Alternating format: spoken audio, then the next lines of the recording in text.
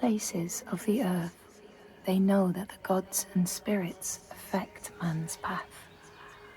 All the misfortune that befalls man lies at their feet. If you have eyes to see, you see their presence and their power.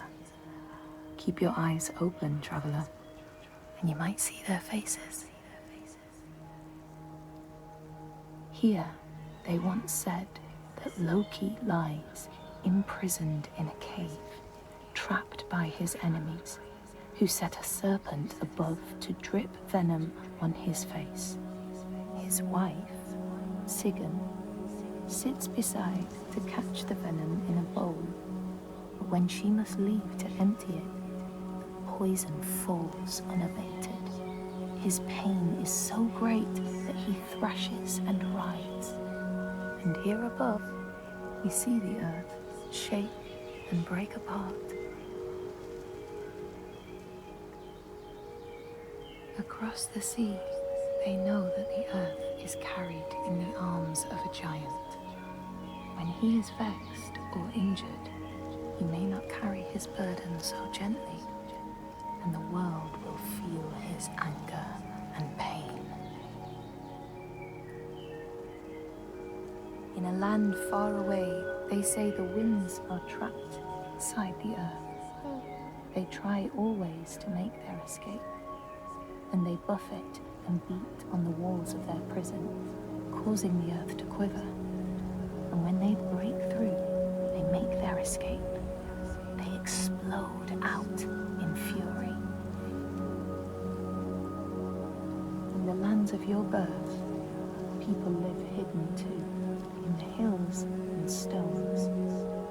They may be the remnants of a godly race who lost a war with giants and, finding the world changed, retreated into silence. But you still see their carvings and circles from the time when they walked among men.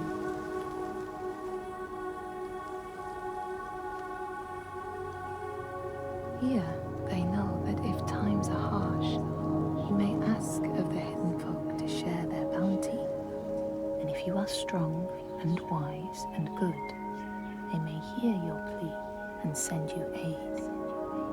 But if you are not, or if you do not respect the strictures they lay down, you might have your strife doubled.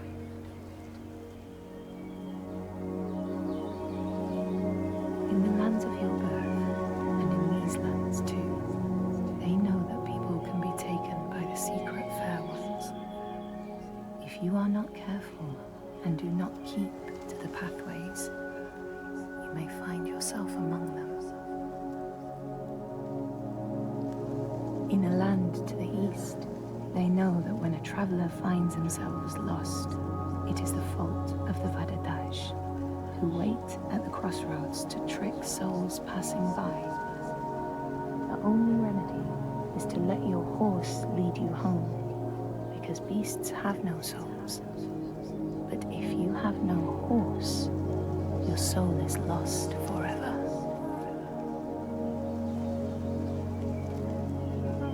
In this place, they know that sometimes the hidden folk will take their children and leave another in their place. These children may look the same as their own, but will be dazed and far away, or ill-tempered. And you know then you have a changeling in your house. In this land, when people cannot raise their children, they will leave them in a sacred place for the hidden folk to take and care for. Sometimes these children come back, but it is said that they are changed, with a wildness in their eyes, and their parents do not want them. These people know that children who have died uncared for can return as Útburður, small ghosts clad in fluttering rags. When there are storms, they may cry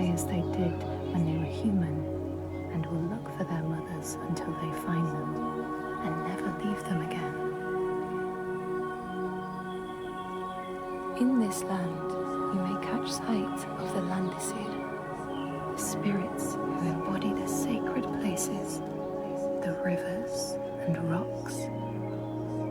Do you see the Lady of the Mountain, the Fiak Kunan, who bathes in the waterfall and lets the drops fall on her shoulder? In the heart of the Northlands, they know the storms are born of the Oshkuredi, the hunt of Odin. The huntsmen ride horses with eyes of fire. Their weapons clash like thunder, and it is best to hide inside, lest your spirit be called to join them. In your lands, traveler, they know that the Kailif, the hag of winter, is the one who hurls sleet and snow upon the land. She lives in a sea rock and rules the waves of the roiling winter ocean with her blackthorn staff. She strikes the ground to destroy the shoots of growing green, so the winter will lie long and low on the land. These people know that the sea god, Ran, sets out nets to trap sailors and drag them to her world.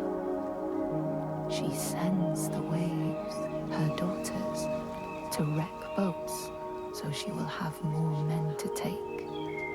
And jealously, she pulls them down beneath the water. People here speak of warriors who can transform themselves into bears when they are enraged. Their skin becomes hide so thick no sword or spear can break it. When King Hrolfr fought Skald, many people saw a great bear fighting beside him, who killed more men with its paw than any 5 soldiers. Men here will tell of how Jarl Hakon worshipped the giant Thorgerða and sought her aid in the middle of battle when the tide was turning against him. Fleeing to an island, he pleaded with her for aid. She demanded a sacrifice. She rejected all of his offerings until he, at last, killed his own son in sacrifice.